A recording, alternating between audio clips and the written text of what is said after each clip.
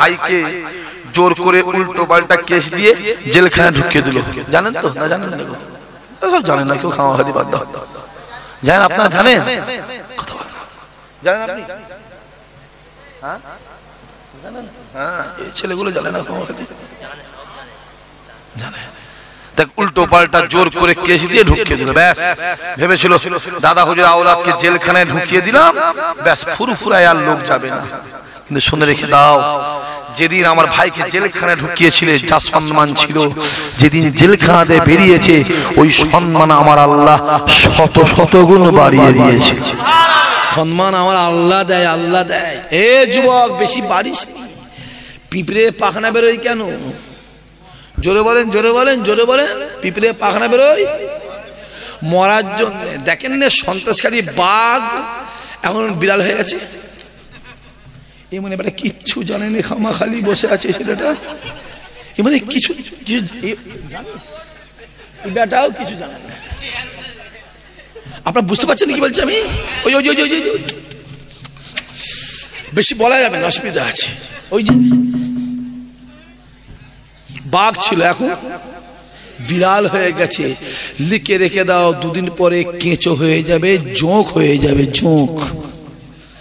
আল্লাহর বিচার আছে না নাই? জোরে বলো। আপনার ভাঙড়েও তো কিছু লোক ফটাং ফটাং করছিল, পকার পার একজন আউট। কথা বলেন কেন? কথা বলেন কেন? জোরে বলেন, হ্যাঁ কিনা বলেন?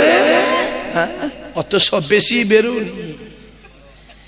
বেশি বেরুনি, বেশি বাড়িসনি।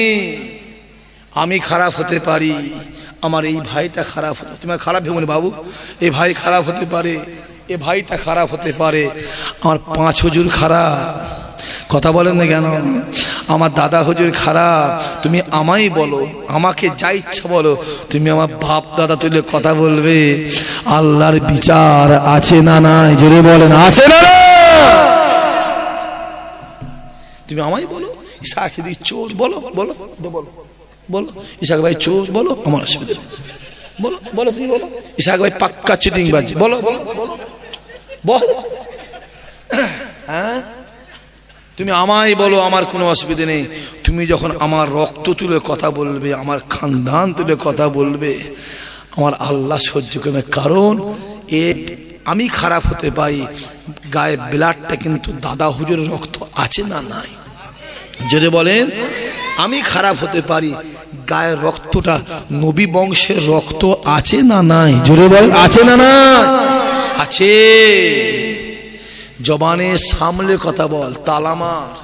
আমি যুবকগুলোকে বলবো, হই হই করুনি, নিজের বুদ্ধিতে ফকির হও, পরে বুদ্ধি বড়লোক হওনি। আমায় ভালো লাগে না, যাবে না। দাদা হুজুর বলে গেছে তো, যাকে না ভালো লাগবে তার কাছে যাবি না। আমার আওলাদ সম্পর্কে বলিস না, কথা বলিস না, বড় বড় কথা বলবি না। যদি আমার আওলাদ সঙ্গে বড় বড় কথা বলিস, আমি আবু বকর কিয়ামতের ময়দানে আল্লাহর সামনে বোঝাপড়া করব। অত সহজ নয়। যে আছে দাদা হুজুর কেবলা বসে আছে, শুনছেন আপনারা? শুনছেন? শুনছেন? বসে আছে রুহুল আমিন সাহেব, বসে আছে নিসারউদ্দিন সাহেব, বসে আছে আব্দুল মাহবুদ ফারুকি সাহেব, বসে আছে আহমদুল্লাহ সাহেব, বসে আছে ডাক্তার শহীদুল্লাহ সাহেব, বসে আছে সুফি সদরউদ্দিন সাহেব।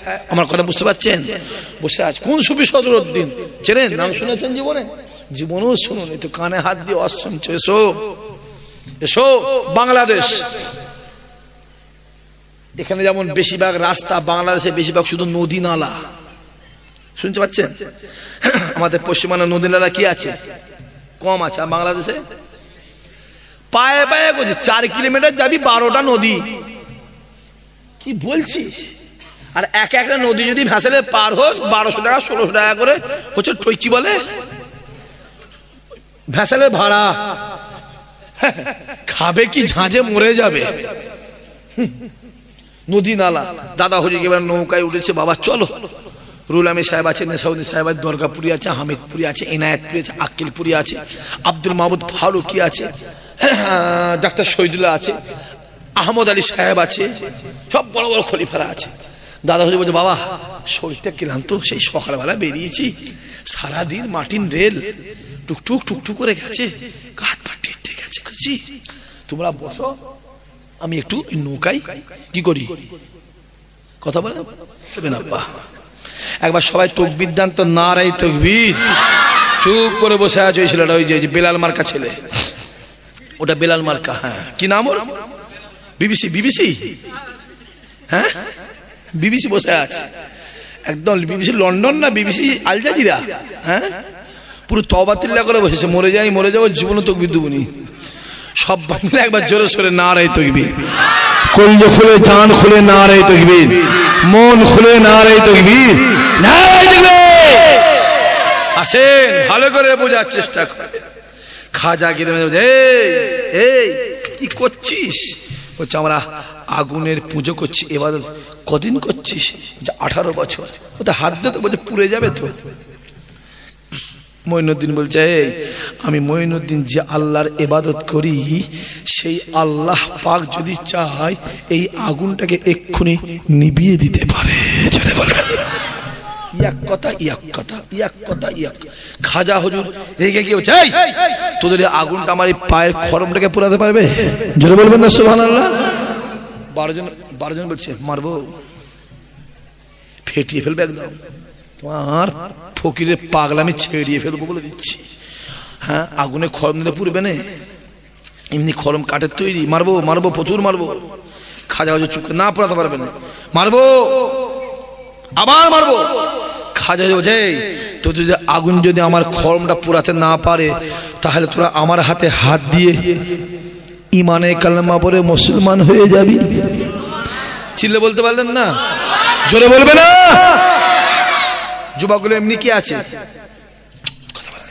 এমনি রেগে আছে, মাথা গরম তো। বলছে হ্যাঁ পারবো, তাই হবে, তাই হবে। যদি তোমার এই আমার যদি আগুন যদি তোমার খরমে পোড়াতে না পারে, আমার একটু তোমার হাতে হাত দিয়ে ইমানে কালেমা পড়ে মুসলমান হয়ে যাবো। জোরে বলে। খাজা হুজুর মনে মনে বলছে কাজ হয়ে গেছে, কাজ। জোরে বলে। যেটা চাইছিলাম, কথা বলে না কেন, যেটা চাইছিলাম কথা কথা। হ্যাঁ ঠিক আছে, কথা কথা। আগুন দিলে কাঠ পাট পুড়িয়ে সর্বনাশ করে দেবে বেটা। খাজা হুজুর বিসমিল্লাহ বলে খরমটা ধরেছে। আল্লাহ সম্মানের মালিক তুমি। জোরে বলবেন না সুবহানাল্লাহ? জোরে বলবেন না সুবহানাল্লাহ? আরো জোরে হবে না সুবহানাল্লাহ? আল্লাহ সম্মানের মালিক তুমি। খরম ধরেছে। আমি মঈনুদ্দিনকে কেউ চেনে নে, আমি মঈনুদ্দিনকে কেউ চেনে নে। আল্লাহ আল্লাহ তোমায় সবাই চেনে, সম্মানের মালিক তুমি।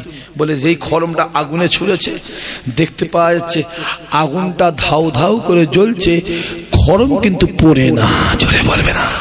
জোরে বলবে না? 12 জন দেখছে। খাজা হয়ে গেছে, শোন দেখ, ওই দেখ আগুন জ্বলছে, খরম পড়ে না। ওই দেখ, ওই দেখ, সত্যি ওর মধ্যে কিছু শয়তান মাগা ছেলে আছে না নাই?